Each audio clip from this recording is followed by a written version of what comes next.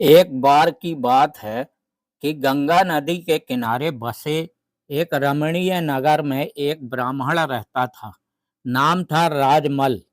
वह वेदों का ज्ञाता था। यज्ञ आदि में भी पूजा पाठ करवाया करता था।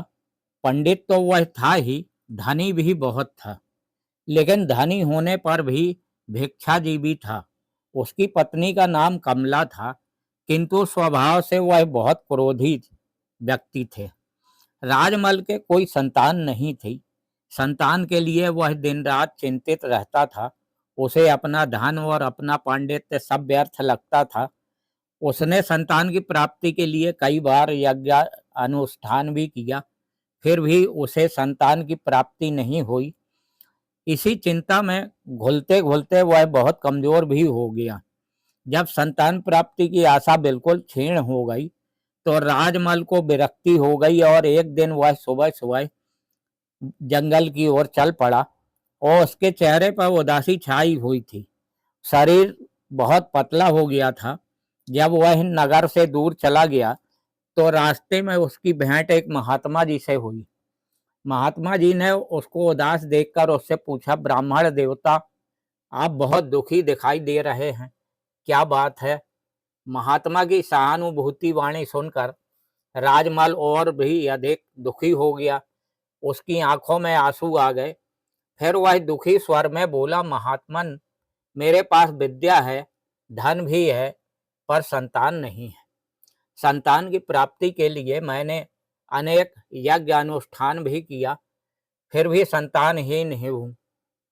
राजमल की व्यथा सुनकर महात्मा के मन में उसके प्रति सहानुभूति हुई। महात्मा ने अपनी योग शक्ति से सब कुछ जान लिया। फिर सोचते हुए ब्राह्मण देवता बोले, ब्राह्मण देवता, विधाता ने जब आपके भाग्य में संतान लिखी ही नहीं है, तो फिर आपको संतान की प्राप्ति कैसे हो सकती?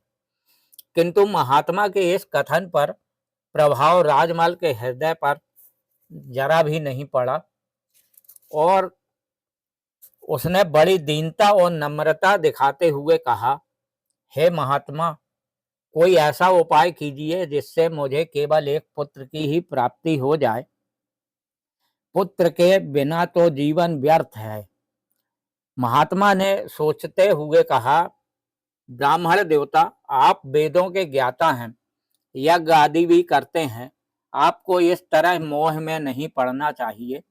जीवन में सुख और शांति संतान से नहीं मिलती, बल्कि भगवान की भक्ति से मिलती है। और संतान के मोह की चिंता छोड़कर भगवान की भक्ति में मन लगाइए। परंतु महात्मा की यह बात अ, उनके मन में गले नहीं उतरी। उसने महात्मा की ओर देखते हुए कहा, महात्मा, यदि आप अपनी योग शक्ति से मुझे एक संतान नहीं देंगे तो मैं आपके सामने ही अपने प्राण को त्याग दूंगा। महात्मा ने राजमल से कहा, ब्राह्मण देवता, जिद करके जो वस्तु प्राप्त की जाती है उससे दुख के सिवा कुछ नहीं मिलता। किंतु राजमल महात्मा की बात को संतुष्ट नहीं हुआ। वह संतान की प्राप्ति के लिए अनुनय विनय करता रहा। न मिलने पर आत्मघात करने की बात भी करता रहा।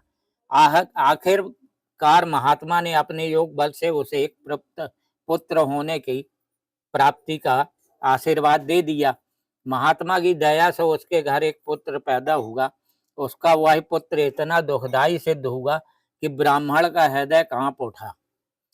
तो शिक्षा इससे जो मिलती है कि जो वस्तु जिद करके और बहस करके प्राप्त की जाती है उसका फल कभी सुखदाई नहीं होता और ना ही मन की संतुष्टि होती है।